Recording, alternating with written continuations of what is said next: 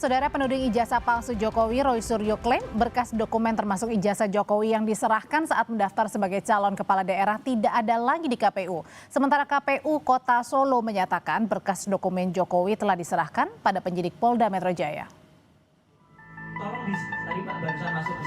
Salah satu penuding ijazah palsu Jokowi, Roy Suryo, mengungkap pihaknya tidak menemukan data-data Jokowi di KPU Solo dan Jakarta.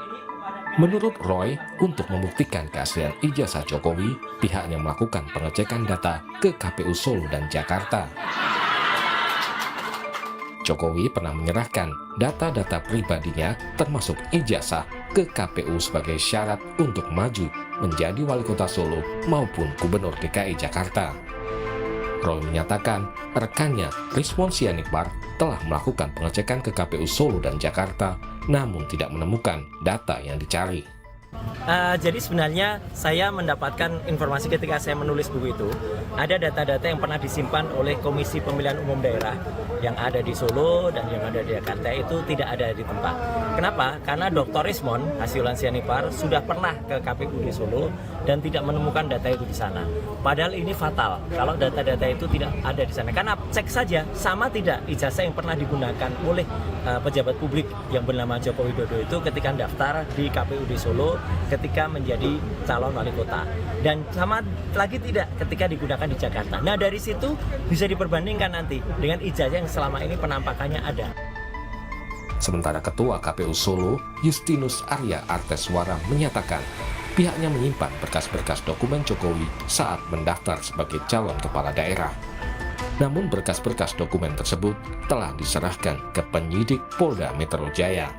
Untuk berkas pencalonan Pak Jokowi itu kan sudah kami serahkan ke Polda Metro Jaya pada saat kami mendapatkan panggilan dari Polda Metro Jaya itu pada tanggal 26 Mei ya, 26 Mei kemarin itu kami sudah menyerahkan ke Polda Metro Jaya untuk satu bendel berkas itu. Sudah kami serahkan semuanya dan kami ada tanda terimanya. KPU Solo menyatakan semua berkas Jokowi telah melalui proses verifikasi pada masa pendaftaran bakal calon wali kota saat itu. Berkas dokumen itu saat ini telah menjadi barang bukti di kepolisian. Tim Liputan, Kompas TV.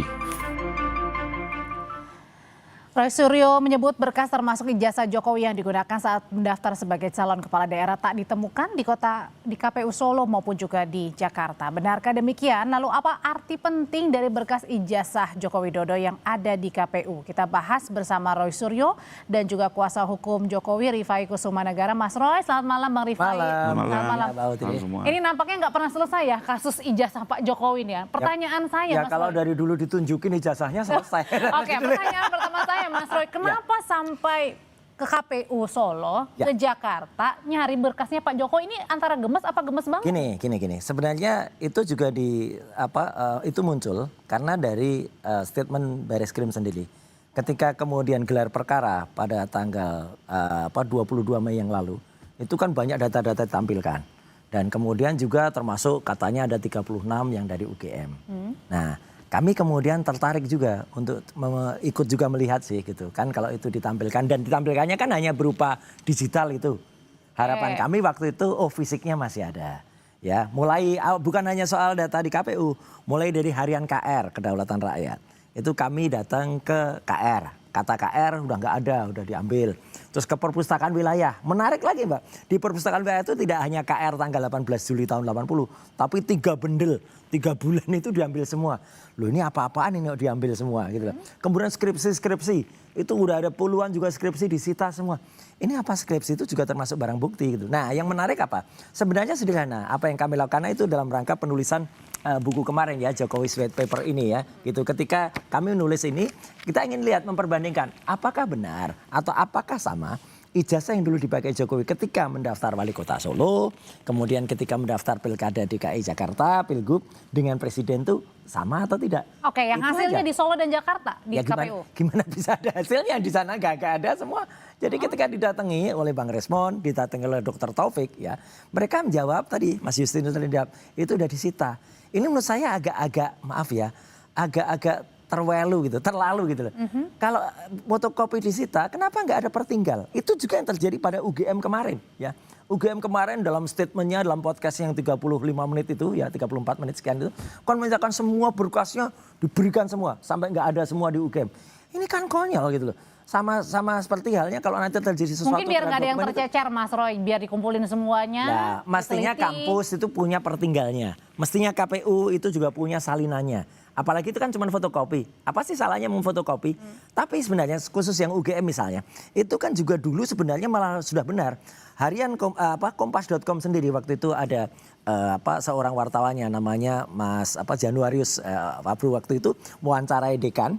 Itu malah dekannya menunjukkan fotokopi ijazahnya.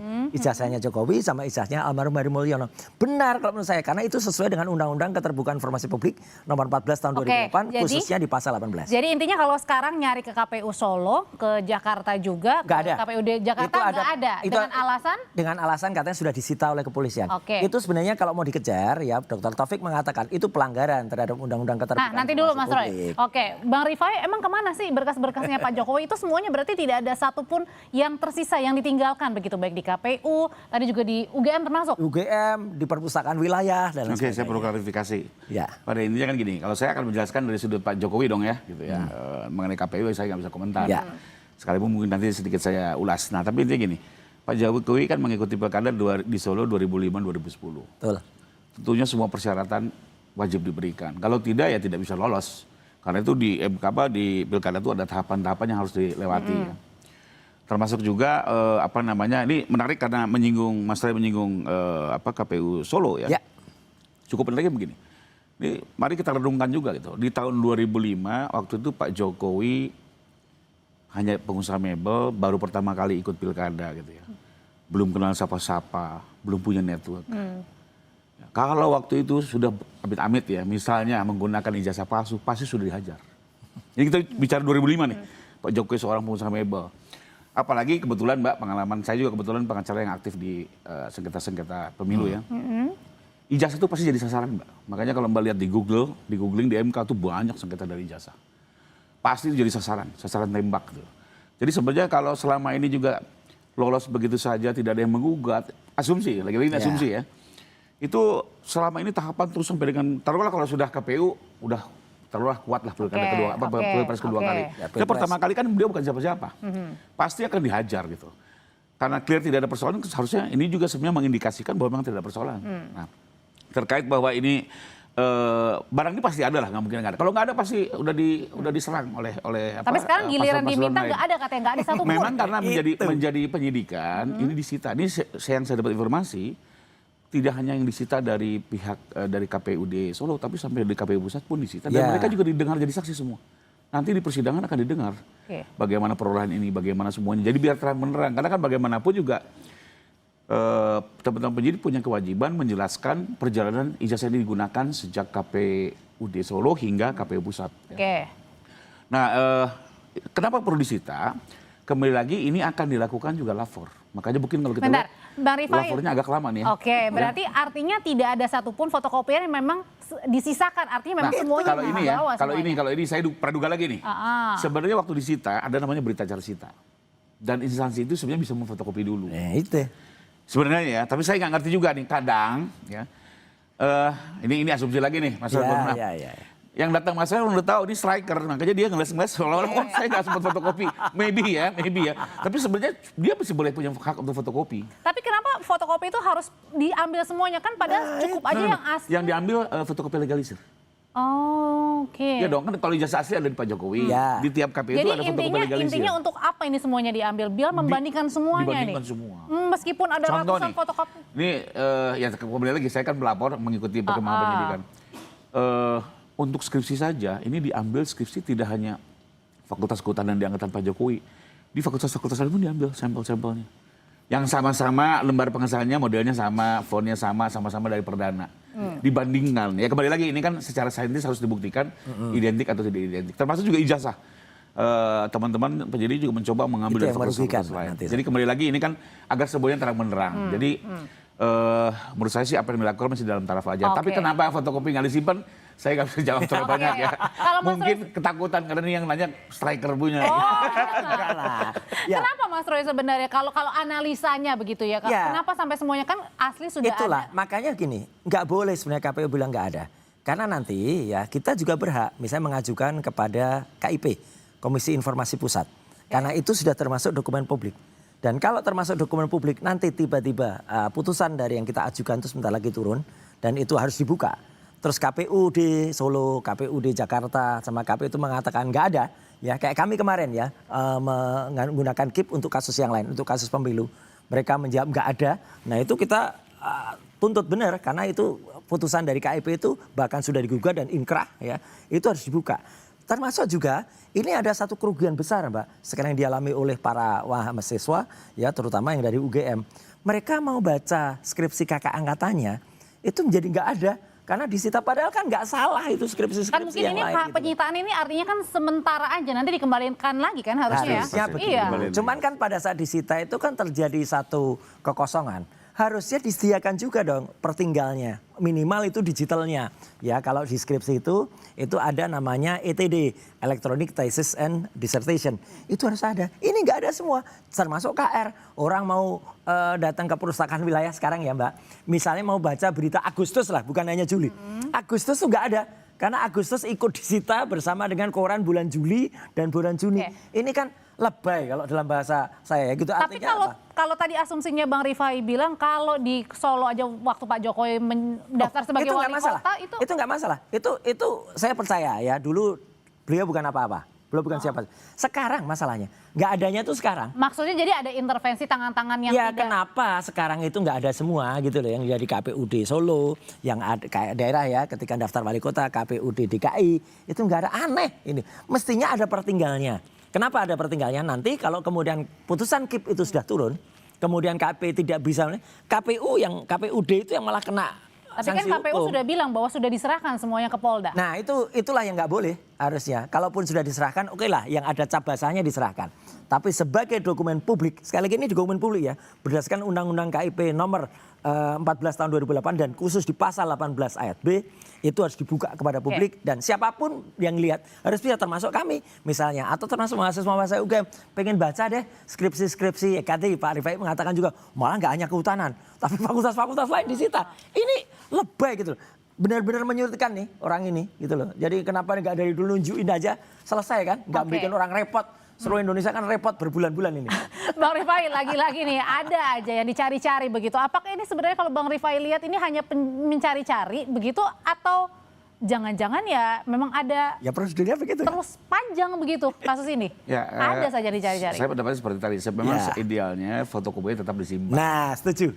Karena bagaimanapun kan pelayanan masyarakat, pelayanan mahasiswa harus tetap jalan gitu ya. Tapi kembali lagi, kalau saya duga mereka khawatir ya. Karena kembali lagi kan, ya saya juga memahami lah teman-teman dari TPU dan para ahli mencoba Dibilang lebay katanya tadi. Iya. mencari terus bahan, mencari terus celah, Oh, iya. wajar itu ya.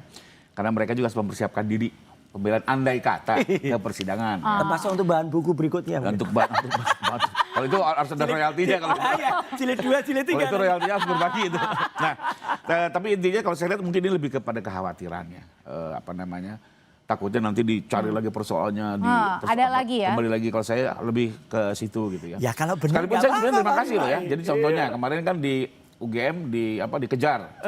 Sumitro kenapa berbeda? Ya. So dan Zoe. Kenapa Pak Kasmujo? Ya. Kenapa IPK gitu kan? Dengan Jadi semuanya dicari-cari nih. contohnya kayak Enggak dicari-cari, Pak. Enggak, sementara Dicari, kayak bukan dicari-cari. Sumetro dan Sumitro kan jujur aja kami nggak bisa jawab dong dari pihak Pak Jokowi. Ah. Itu kan harus kampus ya. Oke. SKS kami jawab yang kuliah Pak Jokowi gitu ya. Pak Kasmujo kami firm karena itu pembimbing buat kami gitu ya. Tapi kan kembali lagi harus dikonfirmasi pihak kampus dong. Kampus pun harus mencari gitu ya. Dan akhirnya ya kemarin mereka muncul, sudah ada dokumennya juga ya kami terima kasih juga. Paling enggak ada bahan untuk bisa didalami. Cuman pihak sayangnya penyidik. itu Pak Rifai, hanya ngomong-ngomong doang gitu loh. Nggak ada buktinya. Rektor loh, seorang Enggak, rektor loh sudah kalau- ngomong. kembali lagi. Justru itu kenapa rektor tuh hanya ngomong doang, hanya naratif. Kan UGM tuh punya sumber data, punya sumber dana juga. Tampilkan dong Itu, wah. Kalau saya jawabannya udah ketahuan. Karena ini kelompok striker. Dimunculin, di foto diributin lagi gitu loh. Oke, nah gitu katanya Tapi Mas Roy. gini, Kalau memang ditampilin itu benar Pak Rifai, nggak ada ketakutan dong harus ditampilkan. Karena nanti Mabes Polri. dicari-cari lagi Loh, katanya. nggak dicari-cari. Kita nggak perlu mencari-cari, itu akan keluar sendiri. Misalnya buku alumni yang katanya itu ada 25 tahun. Setelah dihitung tahunnya salah. Nggak 25 tahun tapi 31 tahun. Oke. Gitu kan konyol. Setelah itu Dicari-cari lagi nih. Nah kalau gitu pertanyaannya apa mungkin? Tapi nanti terakhir Mbak, kalau di sidang Nggak, belum semua harus terakhir. dibuka. Oke. Mau tidak mau harus dibuka. Tapi sebelum sampai ke sana Bang Rifai, kalau tadi Mas Roy apa? bilang kan kenapa nggak dijejerin dibuka datanya ya oleh Justru pihak UGM. itu. Nah, apakah karena mungkin juga UGM bisa punya argumen bahwa itu juga sudah disita oleh Enggak. polisi nanti ya usai jeda. Oke, nanti nggak dulu, mungkin tetap pasti bersama harus kami. ada dong arsipnya. Iklan dulu. Dr. Tifa alias Tifauzia Tiasuma, salah satu terperiksa kasus ijazah Jokowi, mengaku terkejut saat mengetahui ijazah Joko Widodo sudah tidak ada lagi di Polda Metro Jaya.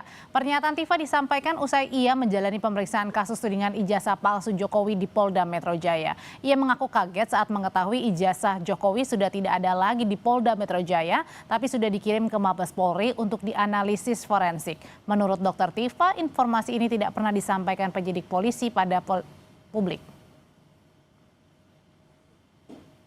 Saya akan menjawab pertanyaan yang disampaikan dengan syarat ijazah asli atau ijazah dari Joko Widodo ada di meja ini, saya bilang gitu.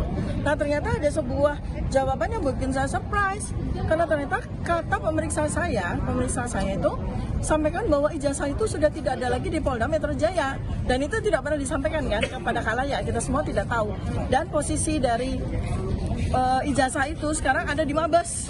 Berarti tadi nggak Ada di Mabes dan sedang atau sudah dilakukan uji forensik, lab forensik gitu.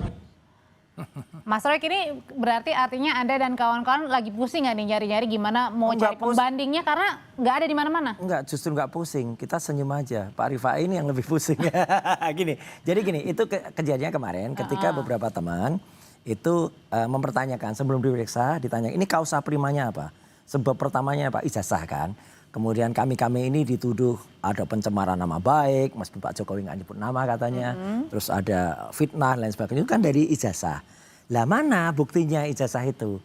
Ketika itu tidak dihadirkan, kemudian kan kami bertanya waktu itu, ya hadirkan dulu dong ijazahnya. Karena penyidik mau menghadirkan, tapi ternyata setelah koordinasi mereka bilang, Pak maaf ijazahnya lagi dalam antrian di Puslapfor. Lah ini kemudian menimbulkan banyak Asumsi, simpul aja, okay. bukan hanya asumsi ini ya, tapi kemudian pandangan hukum ya, mungkin nanti Pak Rifai pasti beda pandangannya. Pandangan hukum dari pihak kami bahwa kami tidak boleh diperiksa dulu sebelum itu inkrah atau jelas ijazahnya. Ijazahnya teliti dulu palsu atau tidak. Kalau ijazahnya ternyata palsu, ya kami kan tidak terbukti kemudian memfitnah dan mencemarkan. Jadi kemarin nama Anda baik. tidak menjawab pertanyaan apa-apa? Oh, kalau saya lain strategi. Oh. Kalau saya jawab ya, meskipun yang saya jawab itu yang terkait dengan tanggal 22 Januari. Kalau selain tanggal 22 Januari yang kemudian tidak ada saya, enggak Mbak. Karena apa? Saya kemarin statusnya apa? Saksi kan. Saksi itu hanya boleh menceritakan apa yang dia lihat dan apa yang dia dengar. Saksi tidak boleh berpendapat, itu namanya ahli kalau berpendapat. Maka saya hanya cerita, kalau ada link yang katanya ada 37 link, saya tanya dulu. Ini kok bisa sampai 37 itu gimana? Dulu katanya Jokowi nyerahkan berapa link? 24 Pak. 13 tambahnya dari siapa? Mereka kata, akhirnya dari kami nggak bisa. Itu adalah delik aduan kok bisa tambah-tambahin. Kemudian dari situ saya tanya, dari 37 itu yang ada saya separuh ada nggak? Nggak ada Pak. Karena saya sudah sempat lihat, saya sudah hitung yang ada saya hanya sekitar 5. Sepertiga ada nggak? Seperempat ada nggak? Seperlima ada nggak? Nggak ada. Seperenam ada nggak? Ya itu Pak, sebentar seperenamnya dari 5 itu saya lihat. Itu ada 2 yang ada Sylvesternya. Ya saya sebut ini. Kenapa? Karena apa? Sylvester itu tidak layak menjadi saksi. Karena dia harusnya masuk penjara. Ketika dia masuk penjara, kan dia nggak bisa jadi saksi. Atau dia nggak bisa jadi kejadian itu. Katakanlah dia ada di debat di Kompas misalnya. Kemudian peristiwa itu yang dimasukkan. Tapi ternyata harusnya dia kan ada di penjara. Nah, kemudian dia masuk dulu. Ini harus digugurkan dulu. Oke Pak, baik Pak, digugur. Lah, jadi dari situ saya memang hanya menjawab yang taktis-taktis saja itu. Tapi Dr. Tifa, Dr. Resmond itu menyatakan kalau tidak ada ijazah yang asli yang ditunjukkan dulu, mereka tidak akan menjawab. Jadi balik lagi ke soal ijazah. Sekarang ijazah Pak Jokowi di mana sih sebenarnya, Bang Oke, jadi Rifai? ijazah Pak Jokowi kan dulu disita waktu pemeriksaan di Polres Surakarta ya. Oke. Dan memang waktu itu penyidik menyatakan akan dilakukan lapor karena salah satunya untuk penguatan bukti atas dugaan tindak pidana fitnah. Nah, memang perlu digarisbawahi ya, jadi ini bukti bukan yang baru berdiri sendiri. Karena untuk membuktikan apakah benar tidaknya terjadi fitnah itu ada 2 alat bukti yang bisa kita gunakan. Pertama selain lapor yaitu adalah pernyataan penerbit, yaitu UGM. Pernyataan ini adalah yang pertama kali menjadi alat bukti dasar untuk bisa naik ke penyidikan. Nah, di penyidikan itu ada 2 tugas penyidik. 1, menentukan tersangka, 2, mengumpulkan lagi alat bukti. Nah, makanya di penyidikan itu baru dilakukan lapor. Jadi penguatan ya. Ini sekarang sudah dilapor dan yang tadi yang seperti saya jelaskan memang dibanding-bandingkan dengan banyak sekali dokumen, bukan hanya Jadi ijazah. ini ijazahnya di Polda apa di Mabes nih? Bukan di lapor, Puslapor Mabes Polri. Oh, Puslapor Mabes Pusat Polri. Laboratorium Forensik ya. Dikirim ke sana dan memang dibanding-bandingkan dengan banyak dokumen ya. Dan objeknya bukan hanya ijazah, termasuk skripsi ya. Dan semua dokumen-dokumen Termasuk administrasi pun juga. fotokopi yang tadi dilegalisir begitu? Tentunya. Itu akan di-compare semua, dilihat, karena kembali lagi kan ini kan harus dijelaskan bagaimanapun juga penyidik harus mempertanggungjawabkan ini di muka hakim nantinya kan, menjelaskan. Nah berarti tim Itu jaksa ya. masalahnya, Mbak. Nah berarti artinya juga Belum Saya mau- selesai kan? Belum saya- selesai saya- kok tiba-tiba kami udah dikejar. Saya Silakan. mau mengomentari kembali lagi untuk penyidikan ini lagi kan tugas penyidikan itu adalah mengumpulkan alat bukti. Jadi alat bukti ini dikumpulkan lagi. Nah, tapi kembali lagi soal ada beberapa terperiksa yang tidak ingin menunjukkan memberikan keterangan sebelum ijazah ditunjukkan. Pertama, saya harus membatasi masing-masing memiliki strategi pembelaan masing-masing yang harus kita hormati. Tentunya keputusan itu pun juga sudah didiskusikan dengan pengacara masing-masing dan itu Oh ini bagian dari strategi aja sebenarnya berarti ya? Nah, intinya saya itu kadang juga kan kami juga suka jadi pengacara tersangka ya. Aturannya juga begitu sih. Banyak Ini kita kan belum juga tersangka. memainkan strategi dan kami nggak mau mengomentari. Oke. Cuma secara umum saya hanya mau menjelaskan ketentuan hukum terkait penyitaan. Undang-undang itu menjelaskan penyitaan itu tujuannya hanya 3. 1, untuk menjamin pelaksanaan putusan. 2, untuk mengamankan barang bukti agar tidak dihilangkan dan segala macamnya. Nah, itu. Yang 3, untuk membantu pembuktian. Ya, 3 ini. Nah, tidak ada memang ketentuan hukum yang menyatakan bahwa barang bukti ini harus ditujukan kepada saksi ataupun tersangka ya. Nggak ada. Nah, yang dimaknai dengan membantu pembuktian apa? Yaitu membantu pembuktian kepada hakim. Agar hakim nanti teryakinkan. Inilah bedanya alat bukti sama barang bukti, Mbak. Kalau alat bukti itu untuk membangun sahnya sebuah persangkaan. Tapi keyakinan itu bisa ditambahkan dengan adanya barang bukti seperti contohnya. Kalau pembunuhan mana pisaunya, kalau menembak mana pistolnya. Tapi dia ini barang bukti loh, bukan alat bukti. Alat bukti kan Dan ada tidak harus ditunjukkan pada surat, saat keterangan saksi, keterangan ahli pada gitu ya. saat pemeriksaan. Ini dikritisi. Nah, jadi yang mau saya jelaskan di sini adalah secara hukum memang tidak ada ketentuan ya yang justru mewajibkan penyidik menunjukkan kepada saksi. Bahkan itu menjadi bahayanya gini contoh ya. Dalam perkara penyuapan, ya, KPK mempunyai CCTV waktu mereka masuk. Nggak mungkin dong ini ditunjukkan kepada tersangka. Karena nanti si saksi akan membuat alibi, menutupi, menyerang itu CCTV segala macam. Itu kadang biasanya dikagetkan di sidang. Tuduhannya ijazah palsu. Dimunculkan dan baru kita sadar, ada alat bukti gitu. Kemudian yang memiliki ijazah saya asli kok. Ya buktikan dulu asli apa enggak. Nah ini lagi diproses, lagi diteliti dan ini kan aneh. Dulu ketika di Mabes cepet banget ya laporan, terus dalam beberapa hari udah keluar. Ini udah lebih dari seminggu atau 2 minggu udah keluar. Ini pun belum keluar hasilnya, ya kan? Lah kalau dalam penelitian kami dalam Jokowi White Paper ini itu udah jelas itu 99,9% palsu gitu loh, baik skripsinya maupun ijazahnya. Tiba-tiba yang di sini udah dikejar dulu, ayo kamu memfitnah pasti, kamu mencemarkan nama baik, bahkan kamu menghasut gitu loh. Tapi kan ininya belum jelas, ini kan aneh. Ibaratnya ya ujungnya belum muncul, hasilnya belum ada, simpulannya belum ada, ini udah diputuskan dulu. Jadi ini logika. Jadi Anda nggak percaya sama polisi sama penyidik? Loh gini kan harus dipastikan dulu. Karena apa? Karena tolong baca juga hasil ilmiah kami. Karena gini, ya baik penyidik, bahkan UGM sendiri yang kemarin hanya omon-omon ya, tidak ada bukti pun yang ditampilkan. Itu kan karena katanya semuanya sudah dikasih. Itu yang aneh, nggak mungkin itu semua tidak ada. Pasti harus sepertinggalnya. Bahkan nanti ketika kami gugat dengan KIP, dengan Komisi Informasi Pusat ya, data itu harus muncul, data itu harus keluar. Kalau sampai data itu nggak ada, wah itu akan parah banget UGM ya. Demikian juga dengan instansi-instansi lain kayak perpustakaan wilayah, kemudian harian KR, kemudian mana lagi kok sampai datanya kemudian diserahkan semuanya begitu saja. Ini kan kerugian besar bagi masyarakat, kerugian besar bagi adik-adik mahasiswa nggak bisa belajar